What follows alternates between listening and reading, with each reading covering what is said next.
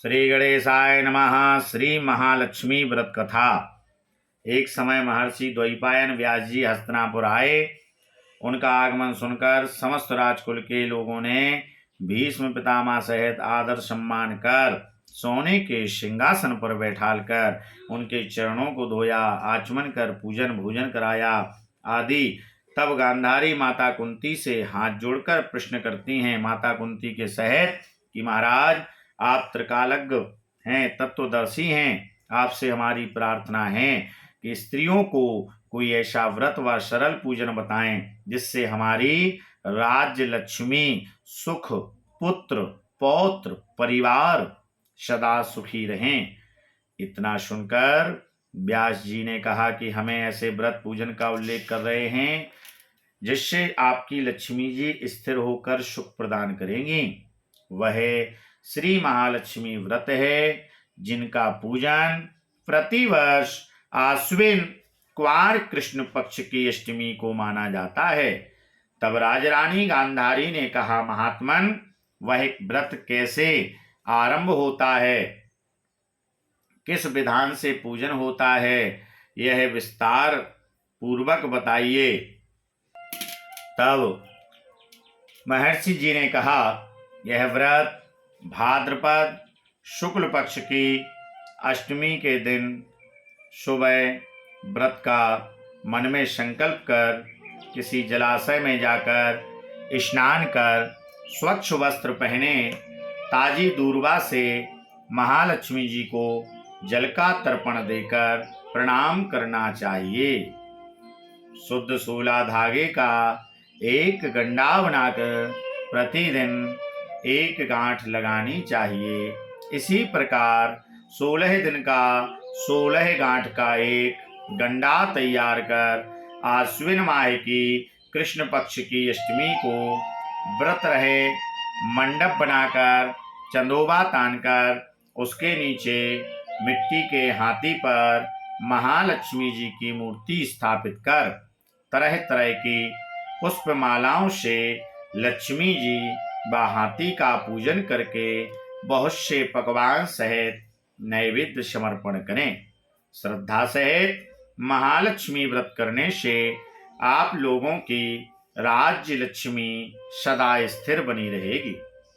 ऐसा विधान बताकर व्यास जी अपने आश्रम को चले गए। इधर समय अनुसार भाद्रपद शुक्ल पक्ष की अष्टमी से समस्त राजघरानों की नारियों ने, स्त्रियों ने श्री महालक्ष्मी व्रत का आरंभ कर दिया। बहुत सी नारी गांधारी के साथ मान प्रतिष्ठा हेतु व्रत का साथ देने लगी। कुछ नारी माता कुंती के साथ भी व्रत का आरंभ करने लगी, पर गांधारी जी द्वारा द्वेष भाव चलने लगा। ऐसा होते होते 15 दिन व्रत के समाप्त होकर 16वां दिन आश्विन कृष्ण पक्ष की अष्टमी का आ गया। उस दिन प्रातः काल से नगर की नारियों ने उत्सव मनाना आरंभ कर दिया और समस्त नर नारी राजमहल में गांधारी जी के यहाँ उपस्थित होकर तरह तरह से महालक्ष्मी जी के मंडप में मिट्टी के हाथी बनाने सजाने की बड़ी तैयारियां होने लगीं। गांधारी जी ने नगर की सभी प्रतिष्ठित नारियों को बुलाने को सेवक भेजे, पर माता कुंती को नहीं बुलवाया गया, ना कोई सूचना भेजी गई। उत्सव वाद्य की धुन गुंजारने लगी, जिससे सारे हस्तिनापुर में खुशी की लहर दौड़ गई। माता कुंती ने इसे अपना अपमान समझकर बहुत रंज किया, व्रत की कोई तैयारी नहीं की। इतने में महाराज युधिष्ठिर, अर्जुन, भीम, नकुल, सहदेव पांचों पांडव पधारी। माता को दुखी देखकर अर्जुन ने पूछा, माँ, आप इतनी दुखी क्यों हैं? क्या हम भी आपके दुख का कारण समझ सकते हैं? दुख दूर करने में भी सहायक हो सकते हैं। माता कुंती ने कहा, पुत्र, जाति अपमान से बढ़कर कोई दुख नहीं है। आज नगर में श्री महालक्ष्मी जी का व्रत उत्सव है। गांधारी ने सारे नगर की औरतों को बुलाया है। तुम्हारी ईर्ष्या के कारण मेरा अपमान कर उत्सव में नहीं बुलाया। पार्थ ने कहा, मां, क्या वह पूजा का विधान सिर्फ दुर्योधन के ही महल में हो सकता है? आप अपने घर में नहीं कर सकती क्या?